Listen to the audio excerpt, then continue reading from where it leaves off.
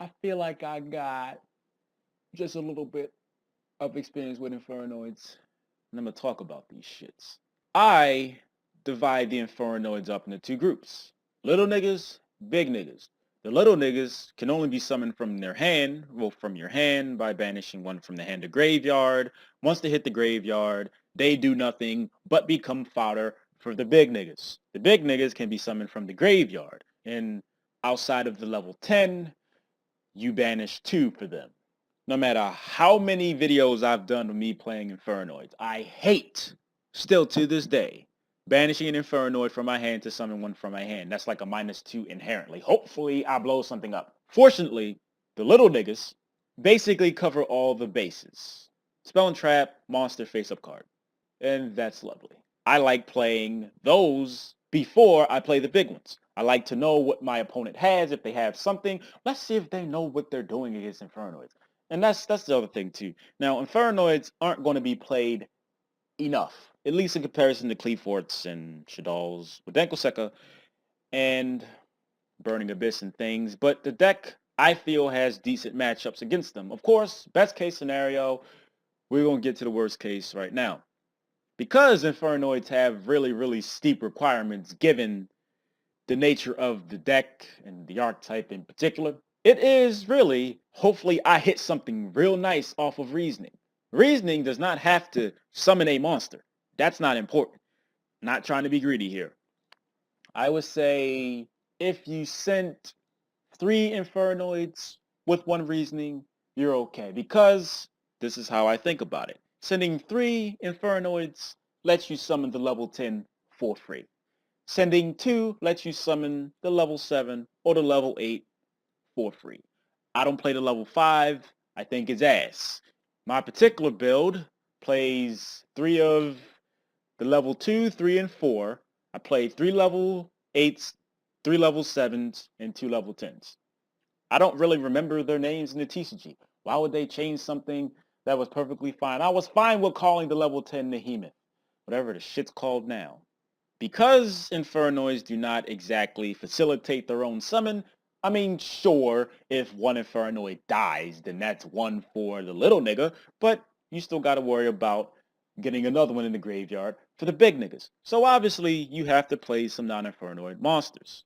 Card Trooper, Blaster, Lila, and Raiden, if you're into that Light Sworn engine. I think playing Lila in particular, I wouldn't say is required, but it helps against the back row. It helps keep cards in your hand. Because if you summon little nigga by banishing a Infernoid from your hand, that's a -2. At least with Lila, if they play a Bottomless or something, that was 1 card, and opposed to 2, and the little nigga didn't even do anything yet. And Raiden mills 4 cards, hopefully. Blaster is the removal card. This would be nice if Blaster was at 3, but I understand that why it's at 1. Chill out. Before I started playing Infernoids, I used to believe and have a bit of an unrealistic fear of a lot of back row. Surprise, surprise. Of course, best case scenario, you get enough things and your opponent doesn't have enough things. Teleknights in particular, they're like the epitome of back row bitches. The thing with back row is that they just have to have enough ways to stop what you're doing or stunt your growth, and then they can come back. The main floodgate that stops them, Imperial Iron Wall, is not being played. Until Infernoids become like all of a sudden popular overnight or something, you're probably not going to see Infernoids being side against. If you didn't know, I feel the need to point out that the Infernoid summons are inherent. When I started playing the deck, that restriction, 8 or less on the field, that used to be an issue. But as you play the deck, you realize why that restriction's in place. Because you would really just kill people a hell of a lot quicker than you normally would. Now, I think the only skill, if anything, with this deck is just, I'm going to summon this, and then I can take this off the field because the big niggas have effects that just tribute themselves to banish a card in the graveyard. Sometimes it works out. Sometimes your opponent has something and targets something in the graveyard or something that happens in the graveyard and you be like, fuck you, I'm going to tribute that. It frees up your field so you can summon more Infernoids, which is why the level 10 is not the first one you summon. Because I went through that phase. I want to just summon level 10 because it's so cool. Oh my god, it's amazing. Yeah. And then you realize, oh shit, I could have summoned the level 8, the level 7, and then I could have attributed 1, then attacked, and then summoned the level 10, but I fucked myself. No masturbation. Infernoids at the end of the day, they do not function without some outside milling. That continuous trap ain't working. When I tried with it, it does facilitate one big nigga outside of the level 10 Infernoid summon.